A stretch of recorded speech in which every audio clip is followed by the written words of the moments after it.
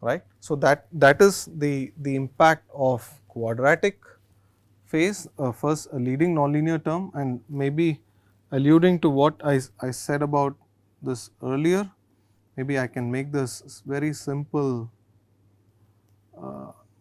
plot. Let us say 0 t, this is intensity of t, right. Now, if I consider n is n naught plus n 2 times I,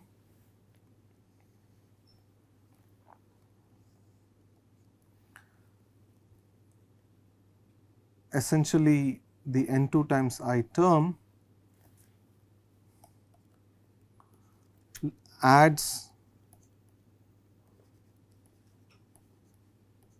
a delta phi of t. This delta phi of t is due to n 2 times I, this is I of t here, and what is the incremental phase that is added to this?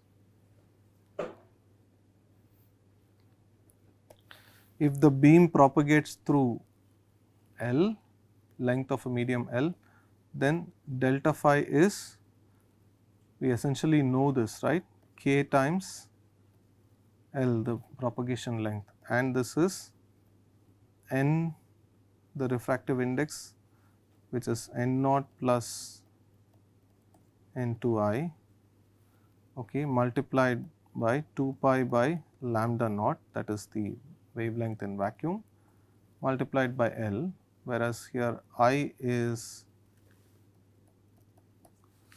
I of t. So, therefore,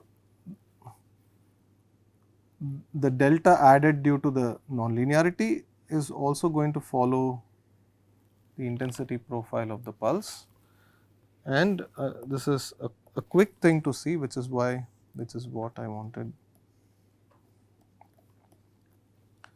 to look at. Now, the corresponding variation in the instantaneous frequency as a function of time owing to this,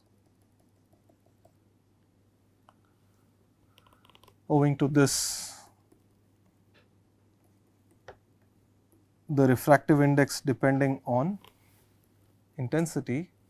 What is this delta omega going to depend on? This delta in the instantaneous frequency, I should call this like this. So, delta omega due to the nonlinearity, right.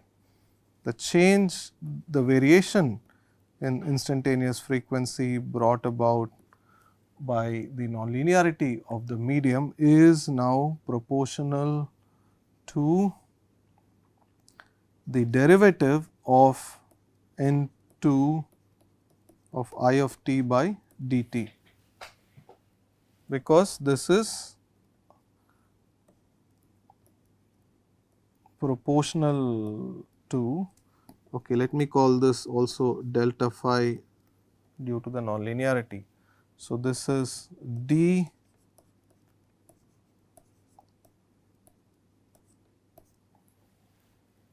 dt of the nonlinearity. So, this is the delta in the frequency,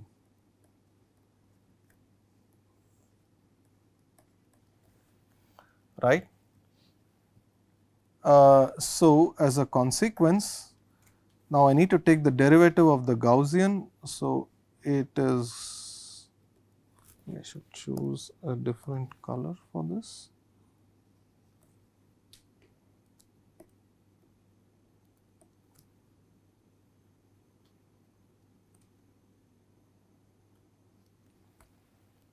This would have been my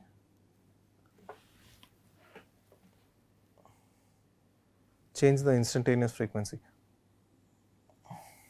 So, now you see that the instantaneous frequency has changed in time, but the following is also obvious. So, in this region, this variation in instantaneous frequency is linear, whereas in the outer wings it is not linear.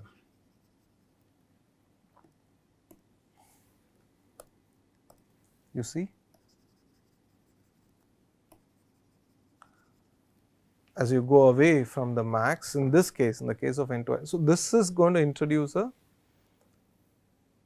quadratic chirp to the pulse. Okay, this entire thing about the pulse modulating its own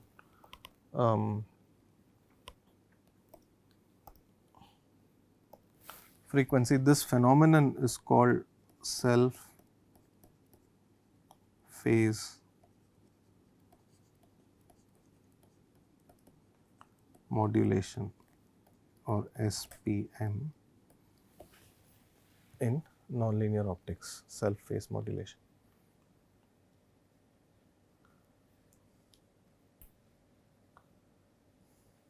Right. Actually, this is a very interesting phenomenon, and it's a slight digression, but maybe a good one at that. So, if you came along with me about deducing this curve for self phase modulation, right. So, then can you see something a little strange or interesting or quirky or whatever you like to call it in the delta omega curve?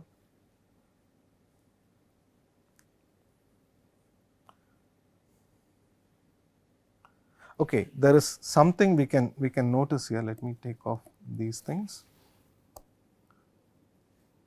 Let me try and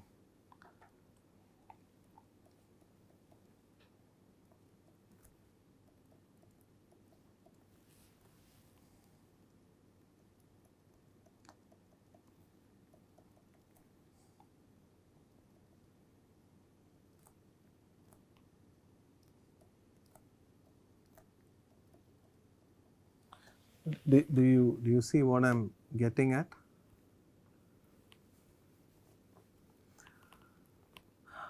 The point is that you have 2 points in time for every value of, for a set of values of delta omega. In fact, for the whole value set of range of delta omegas going from 0 to some plus delta omega maximum, if I can call it that.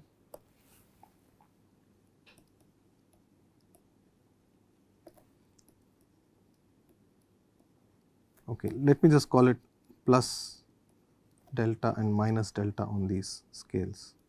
You see, there are, for every frequency, there are 2 points in time that are contributing to the same frequency being generated.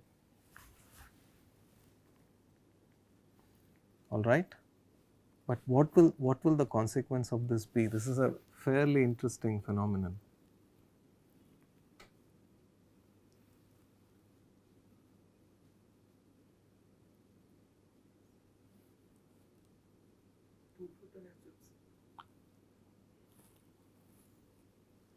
Maybe yes, maybe not.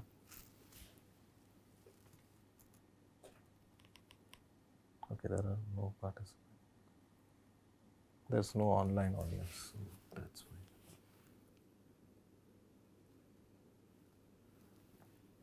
So, the same frequency, owing to this process, the same sort of deviation in frequency.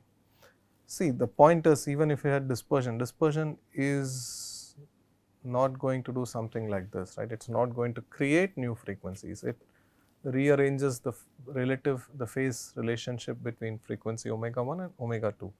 If the relative phases between the two frequencies I pick in the spectrum of the pulse, if that were to be 0, dispersion would have added some relative phase between them,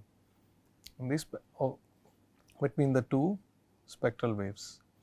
It is not going to lead to the generation of a new frequency, whereas this process, okay, has somehow taken these delta omegas that you got here, it has created or it has added non-zero amplitudes in the spectrum for frequencies which may otherwise not have had an appreciable amplitude even.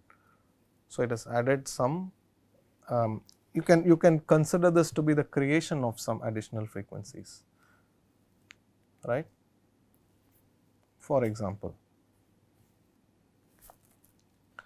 you can think of this as an additional source. If you think of this as a source, then this is not a single source, it is a pair of sources for every frequency. It is a source pair separated by 2 times, okay, separated by a time, by a delta t here given a certain frequency value. Therefore, the point is that if I measure this spectrum using a spectrometer, the spectrometer is going to measure a spectral intensity arising out of the interference of these 2 sources of frequencies, where the frequencies are both, let us say, omega naught plus delta omega 1. So, the spectrum that you measure for such a phenomenon as a consequence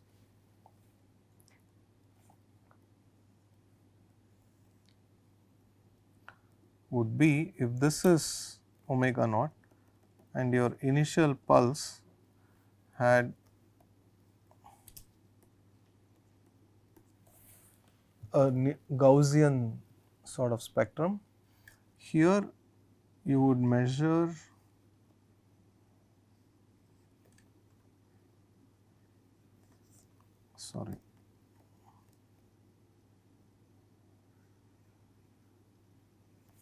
you would measure fringes in the spectral domain. You would measure a spectral interferogram, because it is a young experiment where the 2 slits are not like what is shown in a undergrad, typical undergrad scenario like that. Okay, you have a screen.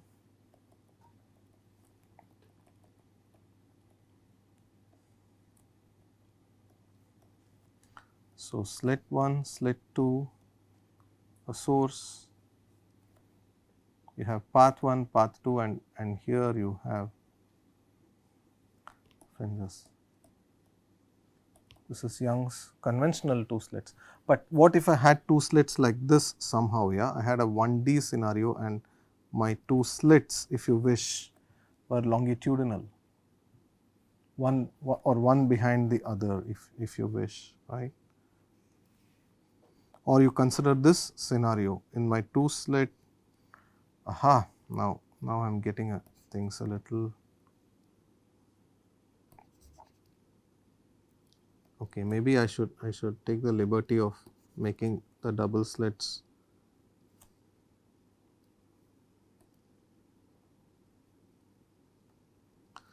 say like that.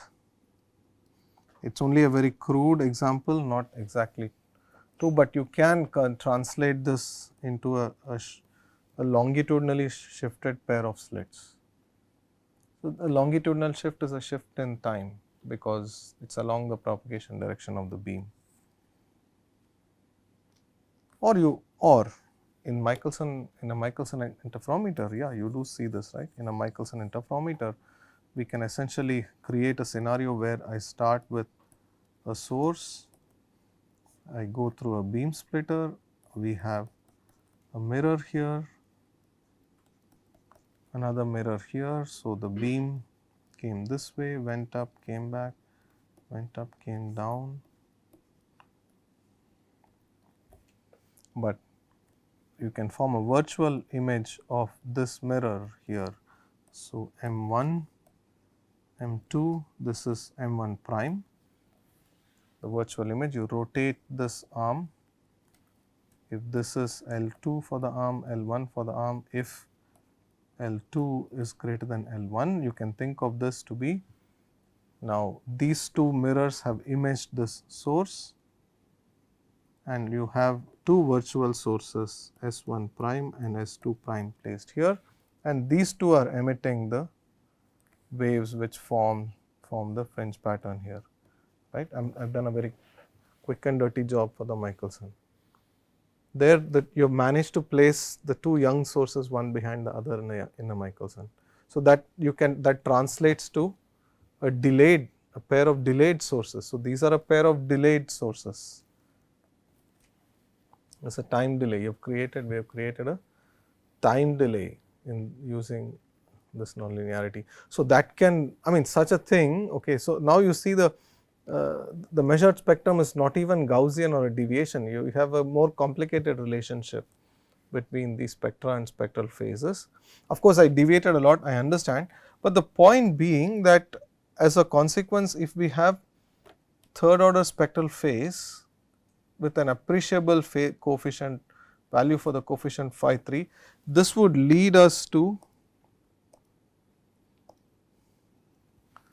satellite pulses being produced. Now, it is also this way, suppose you are a laser builder and you are building a new laser, you built it for the first time, which people do, or it is increasingly maybe a dying art, but perhaps at some point people had no choice but to build their own lasers for their own research, right. In which case, if you measured, if you built it, you have to measure it, right, as that is the adage, right. If you make it, you measure it, otherwise you have no idea what it is. So, if you had a pulse metrology technique and you measured and you found that there is evidence for satellite pulses, that means that gives you an indication of the shape of dispersion management or chirp management in the system. Somewhere something has introduced third order spectral phase or quadratic chirp, maybe you are passing through too much glass somewhere, for example. So, all these things can add to quadratic chirp and hence lead to these pulses splitting. Okay, so, that is a good place for us possibly to pause for today, and in the next lecture I think tomorrow we can have a class, right, maybe a 1 hour class. So, we will examine fourth and fifth orders spectral phases, but of course, I can hear a silent scream of to what end, where is this going to end. So, we will end the higher order terms somewhere, because very quickly they will start sort of adding any extra meaning or whatever to it, because they are all for us distortions. Third order phase is a distortion, fourth order spectral phase is a higher distortion, all of which in a real system either you want to keep minimum, or if you want to research it, we are very welcome to do that, but the impact of these will also be something we need to be aware of. So, if you, whereas an odd order phase coefficient adds satellites on one side, and even order coefficient, which we will discuss tomorrow, adds a wing equally for this bird on both sides, in which case it appears we would not call it a satellite, we call it a wing or even a pedestal to this pulse. It seems that there is some pedestal on which the pulse is riding. So, if again in the sense of building your own laser, right, if you do that and you see wings, then that is because there is a source of fourth order spectral phase, appreciable fourth order spectral phase and so on. So, we will spend a bit of time on this in tomorrow's lecture, right. Okay. Any questions? I have some time to discuss, and of course, we can pause the recording. Since the interference is happening on the detector and there is a time delay between the two frequencies, The detector measures it, interference is happening everywhere. If that is what you are asking, well, it is essentially a very you can say a relatively simple,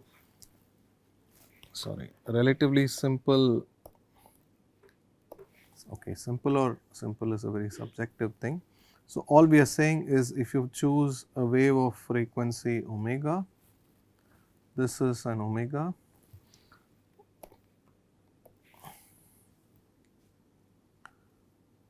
then this pair of sources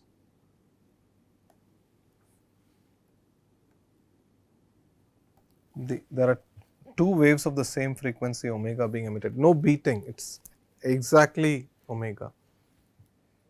Now, the way I have sketched, there is not so much destructive sort of interference. If this phase shift turns out to be pi, then that frequency will sort of annihilate itself.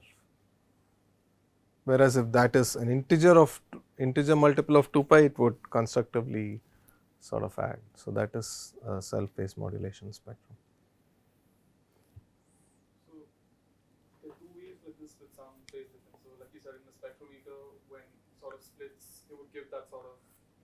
I mean, all I am saying is it's probably not obvious in this scheme of things that there is an interference. You have to measure it. So, when you measure an intensity using a spectrometer, you would be measuring the coherent sum of these two waves of the same frequency adding up, except that in a spectrometer we would be, a spectrometer is a spectrally resolved detector. So, it is like a detector measuring a narrow band of wavelengths independent of another, that is all. So, it is not that the interference in the spectrometer does it, you can put the spectrometer anywhere closer to this or nonlinear medium or far away, it should still not matter. In that case, you would observe that sort of diffraction pattern that you made in the next slide. Spectral diffraction pattern, spectral interference, not in the space. In spatial domain, you will observe a patch of light. Okay. That is it. If it was meant to be a red, okay, now this is okay. Here you need not have frequency conversion. In this case, it's nonlinearity. So you can say, do I generate third harmonic? This is not third harmonic generation because it's, I said, third order process. It is just refractive index. So it shouldn't change the frequency, convert frequencies from one to another. Okay. So if you started with a red laser beam, you would still have a red patch. You would not see any spatial domain fringes. You need not see any spatial domain fringes. Having said that, you can, okay, now I am deviating too much, but it's why not. Having said that, if your beam has a spatial intensity profile, this is the transverse coordinate for the beam, let me call this r. If this is intensity which is of r, then you can apply the same n is equal to n naught plus n2. You not only have this as a function of time, but also of the radial coordinate r. So, that can lead to distortions in your beam profile. These in this case will not be fringes, okay. This will be something else. So, a patch of beam here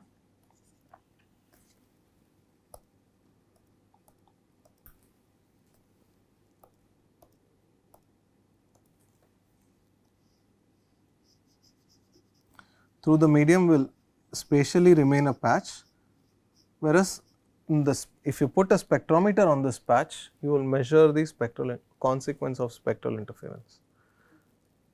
But that pattern was for a single delta omega, right? The pattern, yeah. No. Then I went too fast. So, this is your initial spectrum. It was assume, oh man, I press the buttons.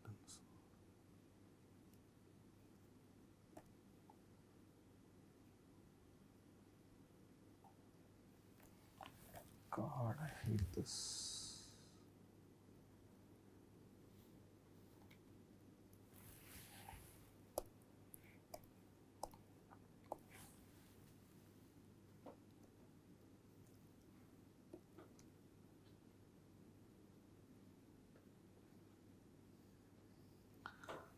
Okay, initially you started with frequencies, say here,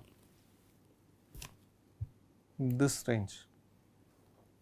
This had no frequencies.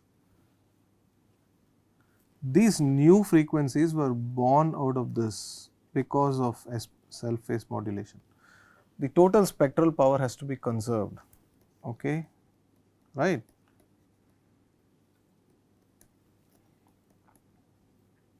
Conserved throughout, if anything just lost due to absorptive losses in the medium. But then the spectral profile has started to develop these interesting fringe features. Why? Because for some of, not it's like this, right. So, this is your omega naught. Now, when you put it through your nonlinear medium, a frequency say here inherently present in your pulse, let us say omega naught plus delta omega, is also undergoing self phase modulation, and in the process of self phase modulation you had omega naught plus an initial delta omega, now having plus minus delta omega nonlinear. So, if delta omega nonlinear matches this, this could have given back some omega naught. But what is the difference between your pristine initial omega naught and this derived omega naught? This derived omega naught is essentially occurring coming at some time delay and phase delay. So, the initial a part of the beam, unconverted omega naught and this newly created omega naught are going to interfere. Why are they going to interfere? Because when you talk about a single frequency omega naught with a very narrow frequency definition, delta nu delta t is uncertainty limited. So, you narrow down your frequency, that simply means you are talking about a very long wave train. So, these two omega naughts are going to superpose on each other like that in time, right. I mean, we had this figure, right, where we had these sort of waves like that, and I said this creates a pulse like this. If you, okay, this is an experimental thing. If this is omega 1, omega 2, omega 3, omega 4, I can always take this pulse and put it through a narrow filter which filters out and transmits only omega plus minus a small delta, the filter's bandwidth. If I put that, okay, and before the filter and after the filter, if I measure something like pulse duration, they are going to be very different. After the filter, we would actually get the full train out, you would get the full spaghetti out from this pulse. So, at times which are beyond the pulse width, it is not that the field is actually 0, all these frequencies are living fine, it is just that we perceive this as a pulse. This is the same as a wave packet in quantum mechanics. You see, this is an energy concentration trick or phenomenon in time, whereas actually these waves are pretty long. A pulse which is 100, which is 10 femtoseconds, not 100, let us say, is 3 femtoseconds is approximate 0.8 micron. Okay. So, this would be okay, let us say 100 femtoseconds. Yeah. So, 100 femtosecond pulse would be 30 times this, which is like approximately 25 micron. So, a 25 micron pulse, yeah, is approximately that thick, and it is just a sheet of paper propagating to you. But if you take any individual frequency, remember it stood in a laser cavity. A laser cavity is say 30 centimeters, but the frequency is 1 foot long, subway sandwich, whereas this is a very thin pulse, it is interfering constructively only over this period. Right. So, that is what is happening.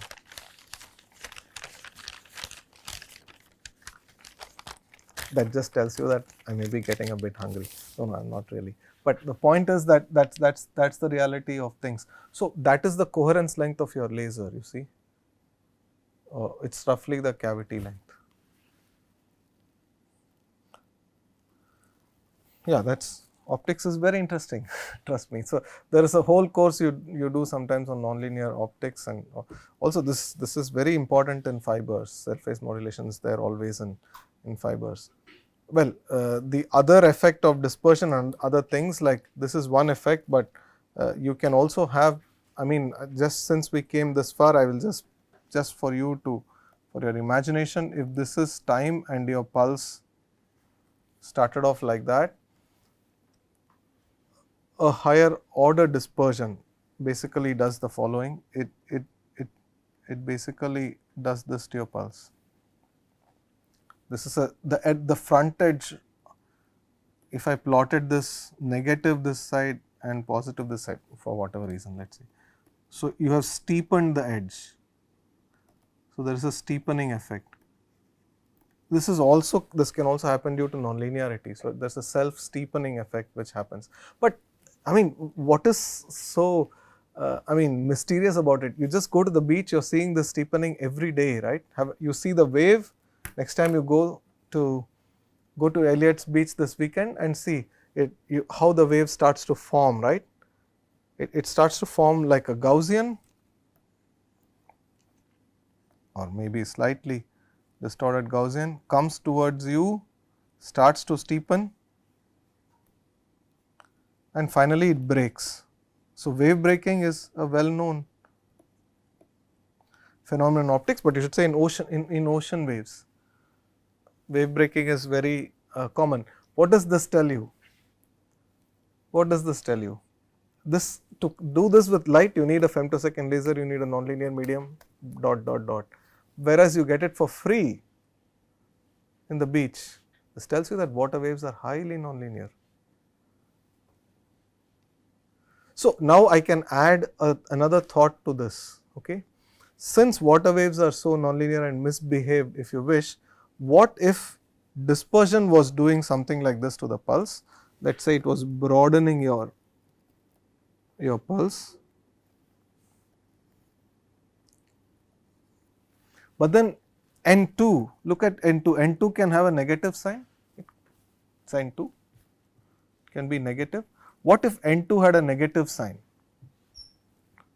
You found a medium like that for whatever reason. Okay. Then these two guys, the guy which is trying to broaden your pulse, which is normal dispersion, and N2 can play the role of anomalous dispersion, and this can, of course, this is all, this axis is time. These two can balance out so that the pulse remains more or less self similar and identical. Dispersion and nonlinearity manage each other. They are like doing a good tug of war. So, such a pulse is called a solitary pulse or a soliton. So, this was first observed in waterways by a guy called Scott Riley, I think, at least Riley must be correct. So, in a canal where they use for, in along these Scottish or British canals. So, he saw this, he saw that the wave was not distorting. So, apparently he took his horse and created a co-moving frame to observe the pulse, and it sustained its shape for very long. Okay. So, solitary waves are also quite, are possible. This may take special creation in water waves, a soliton pulse. In fact, there is a nice YouTube video of people creating a soliton wave in the same canal as where it was first observed a long while ago, and so on. So, all this is the magic of ultra short and femtosecond pulses. The reason you see all this in optical pulses, but in optical pulses you are not doing any time domain measurement. That is the nice thing with water waves, you are seeing everything live phenomenon in time domain. It is big, your eyes can resolve, you are at every time measuring the envelope of the wave, at least with our eyes, whereas in light that is not the case, everything is spectral domain or spectral temporal domain measurements and so on. Okay, so that is the very nice part. The reason why we have these pronounced effects in ultra short pulses is that intensity is energy per unit area per unit time. So, the moment you shrink your time duration, the energy is so concentrated that for the same amount of energy you put in a given pulse, the intensity is effectively raised by orders of magnitude. Between a nanosecond pulse of a microjoule and a femtosecond pulse, you get a million-fold increase in intensity if you manage to put the intensity in a femtosecond, right. Therefore, any medium with a certain nonlinear refractive index coefficient N2 will have a more pronounced effect for a femto than a nanosecond pulse, right, which is actually very important for creating shorter attosecond pulses, which are a manifestation of extreme nonlinearities being excited in a medium. Okay. So, on that note, let us close for today.